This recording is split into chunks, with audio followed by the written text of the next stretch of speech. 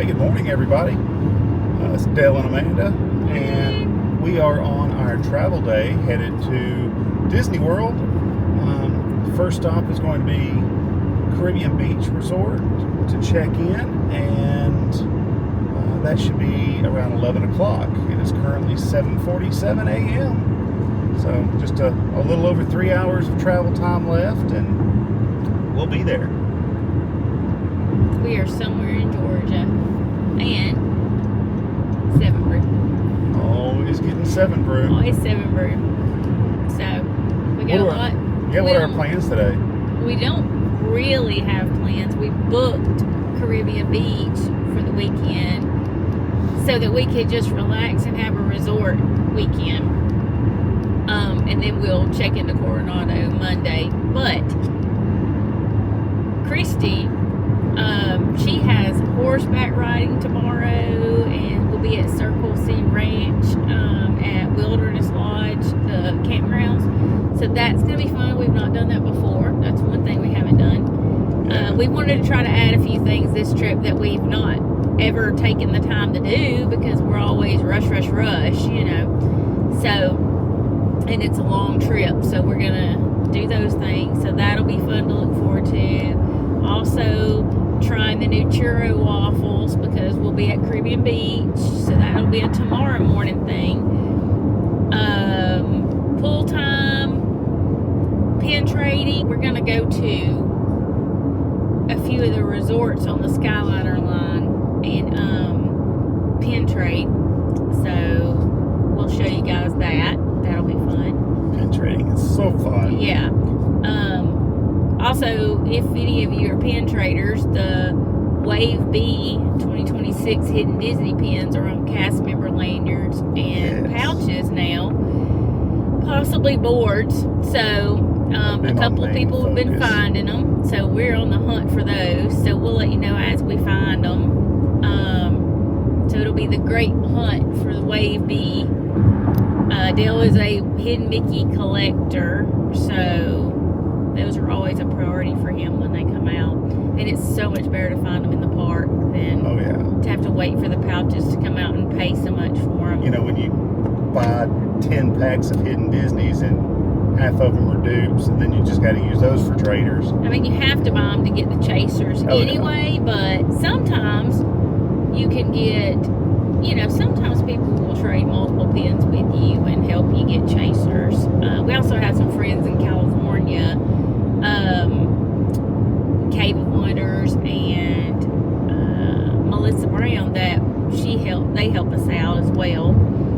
So get those Disneyland ones too. Yeah, they'll help us get Disneyland, and then we open them, and then they'll help try to swap them out for us.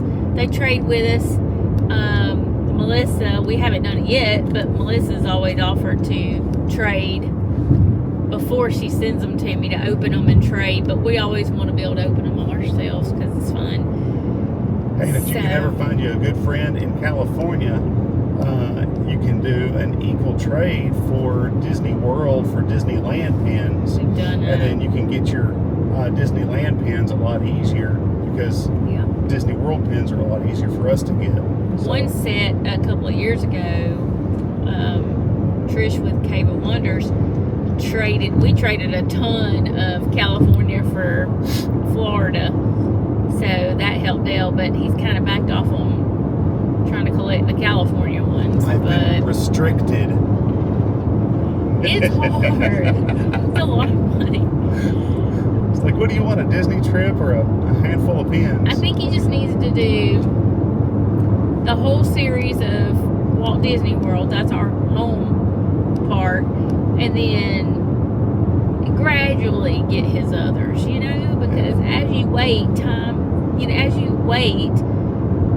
amounts go down, values go down. The value goes down a little, it stabilizes. Yeah, because when they're first out there, people are paying to get your hand on. $30, $40, $50, $60 a piece for a pin that's going to drop down to $8 in a month after the bag releases. Yes, don't do it. We've been caught up in that when we first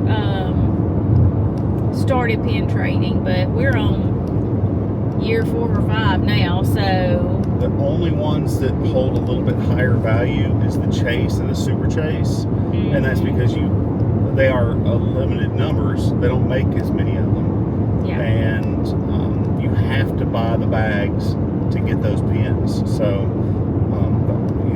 but then again, you get some people that buy a couple of bags here and there, and every single time they buy a bag, they're getting a Chase pin. Yeah. So, I mean. And this last trip that we went on, Memorial Day weekend, every now and then, a couple of pin friends that we've met over the years from Whatnot, we've made friends with. Christy Brown, that's Data Angel. She's on Whatnot and Pin Hub. And so she and Double JJ is another seller that she had with her. And so we got to meet up with her. I feel like almost every time we go to the park, Christy's there and we get to see her. So I've gotten to hug her neck like in Animal Kingdom more times than I ever thought I would. Chris and Jen's Spangler, we've actually taken a trip with them, which was fun.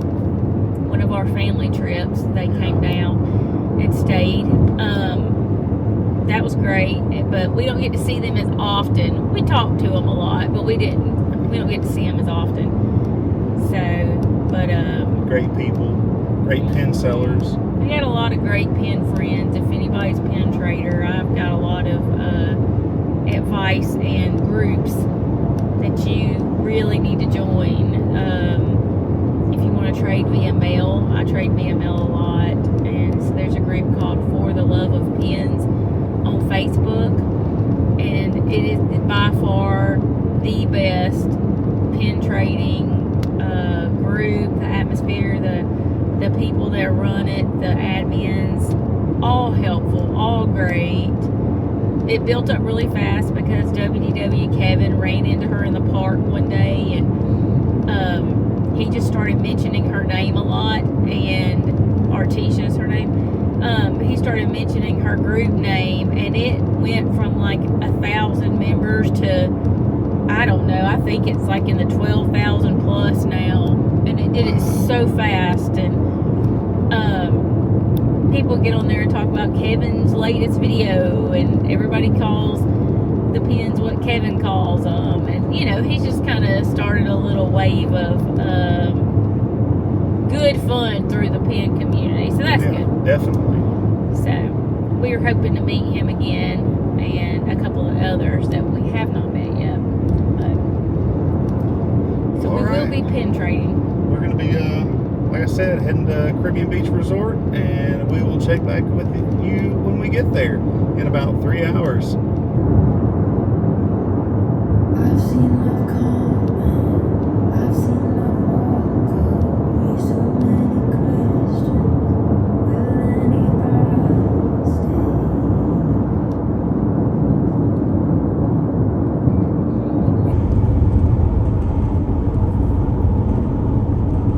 You know you're getting close when you pass under the Villages Bridge.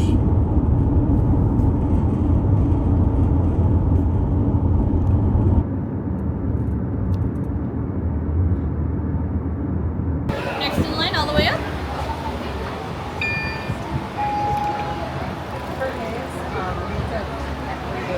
Yeah, of course, 100%.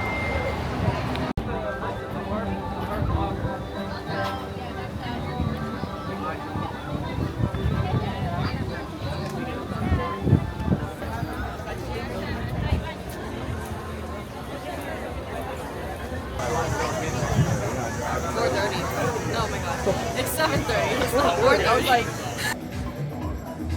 So we are going to have the empanadas from the Mexican Pavilion, and got the street corn. It's kind of spicy, so if you like spicy stuff, that is going to be right up your alley. We have these empanadas just about every time we're here, and they're fantastic. I give them 9.5 out of 10. The corn is a little hot, so if you don't do well with hot beans, then you might want to skip the corn. And the pepper is definitely a pepper, so be careful with that. Amanda, what'd you think about that? Peppers are 10 out of 10. What is it they say? 10 out of 10 recommend. Yeah. 10 out of 10 recommend.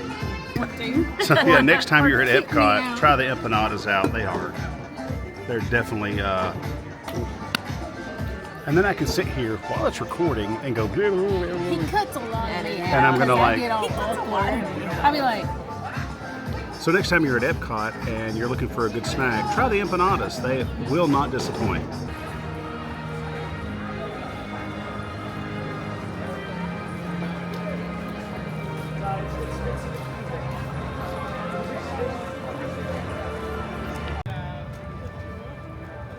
Time to go inside for some shopping and get out of the lightning.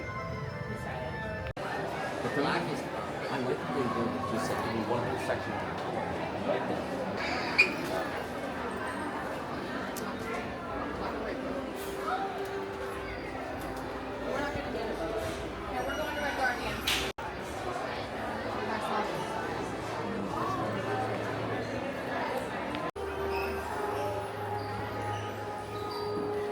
They're back. What is your favorite Noemo?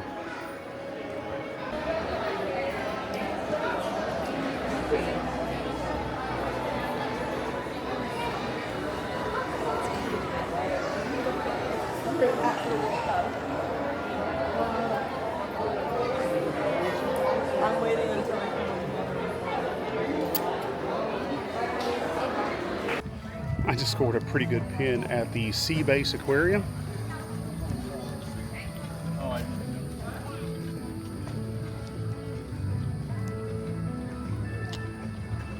Yep. The Mad Hatter Chaser. Rock on.